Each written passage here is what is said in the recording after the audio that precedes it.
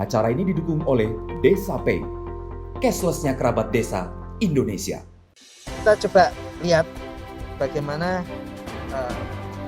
metadata SDGs desa yang diturunkan dari tujuan pembangunan berkelanjutan. Nah, di sini kita bisa melihat bahwa kalau kita menggunakan metadata dari nasional, itu desa hanya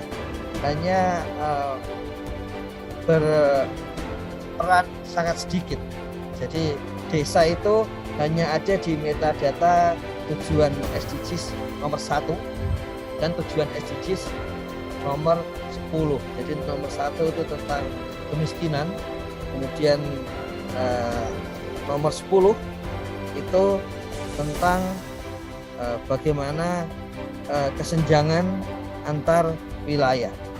Jadi kalau desa tidak merumuskan SDGs desa, maka peran desa yang tercatat untuk pembangunan nasional dan global itu hanya pada dua tujuan SDGs, dua sasaran SDGs, yaitu nomor 1 tentang pengurangan kemiskinan dan nomor 10 tentang pengurangan kesenjangan. Coba kita lihat yang bagian kolom 1, 2, 3, kolom 3 dari kiri, kolom 3 dari kiri, dan kemudian di dalam metadata nasional itu ada di kolom 4. Nah, di kolom 4 itulah terbaca bahwa peran desa itu terutama mengurangi desa tertinggal,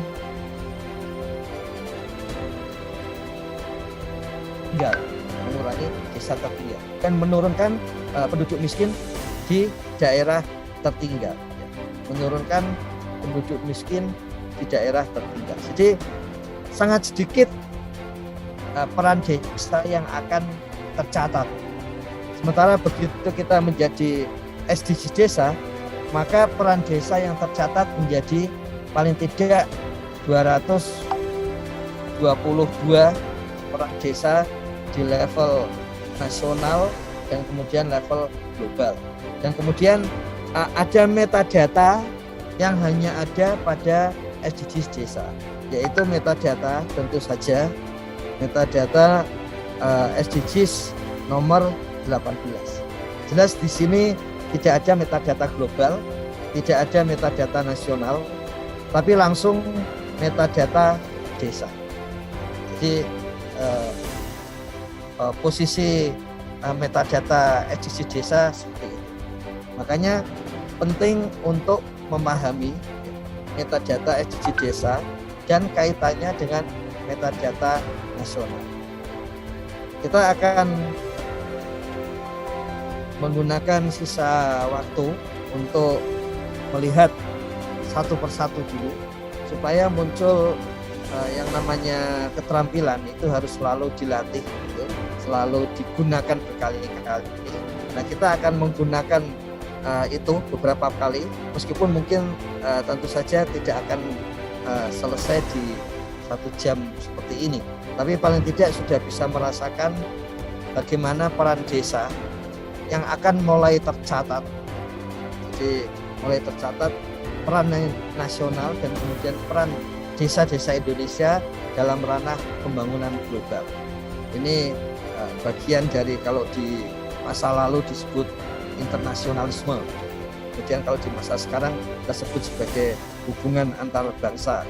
Dan itu bisa dimulai juga dari desa. Ini contohnya nomor 1.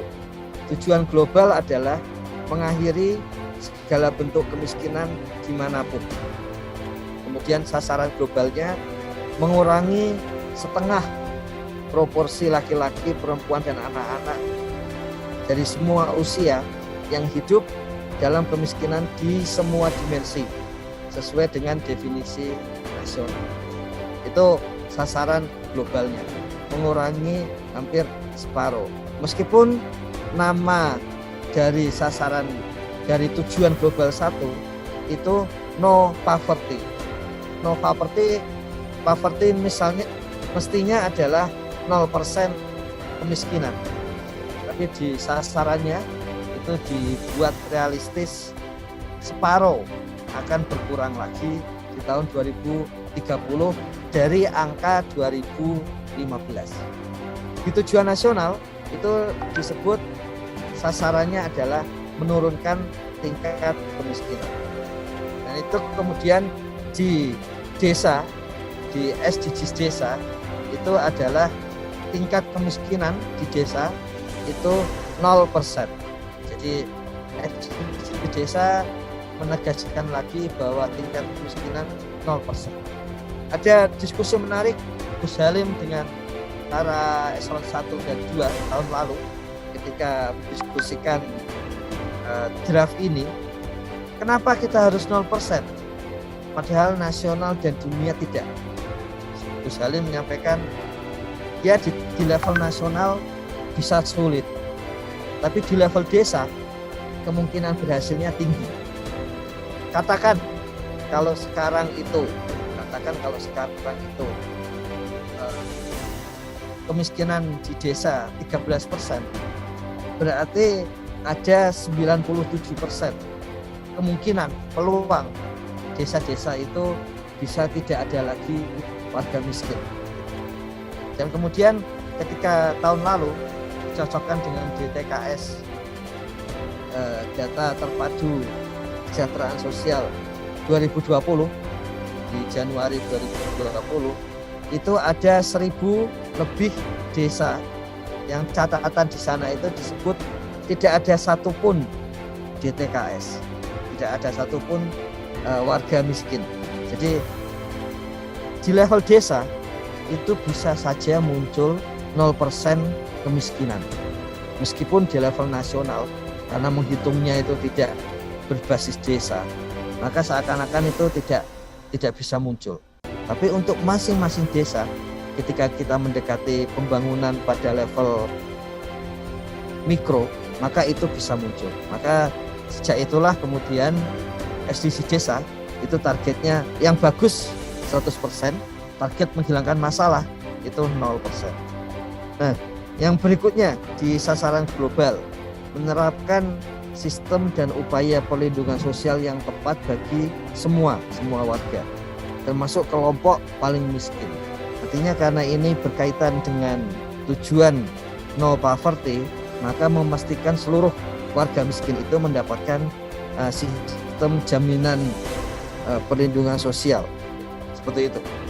Kemudian di sasaran nasionalnya adalah meningkatnya persentase penduduk yang menjadi peserta jaminan kesehatan melalui SJSN bidang kesehatan. Kemudian metadata di SDG desa adalah persentase penduduk yang menjadi peserta jaminan sosial kesehatan, yaitu kemudian adalah SJSN di desa. Itulah sebabnya kerabat desa mengetahui bahwa di dalam pertanyaan untuk masing-masing warga desa itu ada pertanyaan apakah ikut serta dalam BPJS atau dalam asuransi kesehatan, baik oleh swasta maupun oleh pemerintah. Itu munculnya pertanyaan itu adalah dari pengukuran persentase SJSN, sistem jaminan sosial nasional di desa, dan itu muncul sama dengan sasaran nasional. Artinya jawaban atau data mengenai warga miskin di desa yang mendapatkan BPJS kesehatan atau kartu Indonesia Sehat itu bisa menunjukkan berapa persentase warga miskin nasional yang mendapatkan SJSN kesehatan.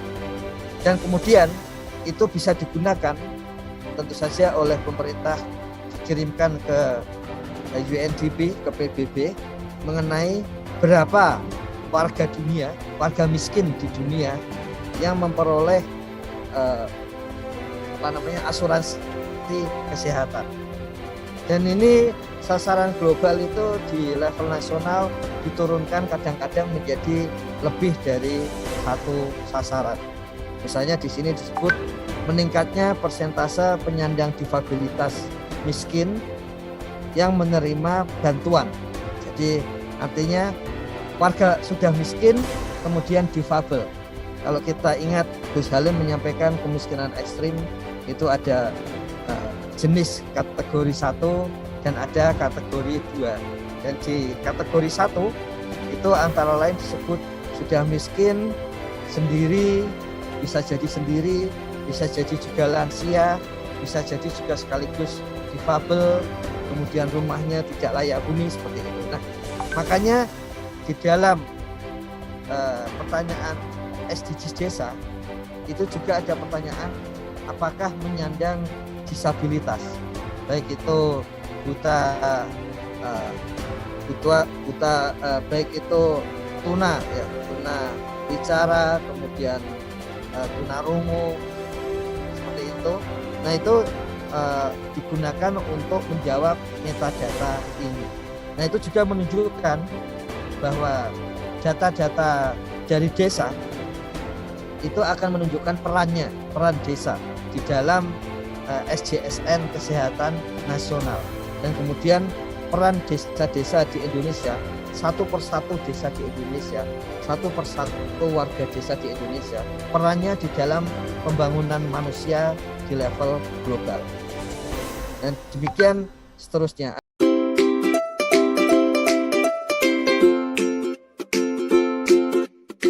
Dapatkan kabar baik dan kebaikan desa dan perdesaan hanya di TV Desa News. Unduh aplikasinya segera.